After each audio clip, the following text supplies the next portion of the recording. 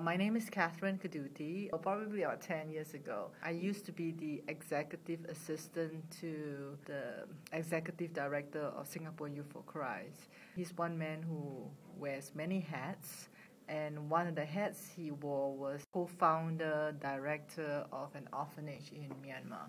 And I usually take care of his logistics for him.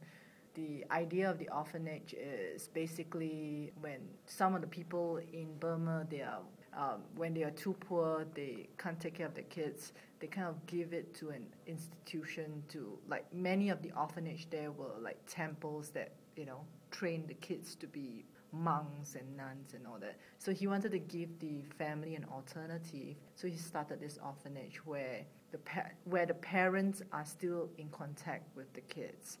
The orphanage was going through grand opening, to put it that way. The logistic of it was quite a nightmare, so he decided to fly me there with him. I was supposed to just take care of logistic, but turns out we employ teachers for the orphanage as well, and they were kind of short-handed in the preparation, so I got roped in to help the teachers who never taught before. I had the privilege of traveling in Myanmar to many of the spots where many tourists would not be able to go. There is a government restriction, so there is only touristy spots that tourists can go to. But they made me dress local, and we kind of went on many places that many of the tourists would not be able to see. And some of these places were where the parents of the kids were. So I could see I could imagine what their life would be if they had not been at the orphanage.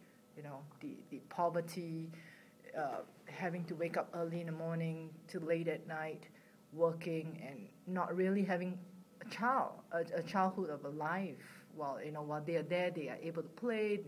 They get to mix with people. They are able to have a normal life, in that sense of the word. And it's gratifying when I see what, I wouldn't say rescue, but what alternative the kid could have, and I was contributing to it. So that was very gratifying.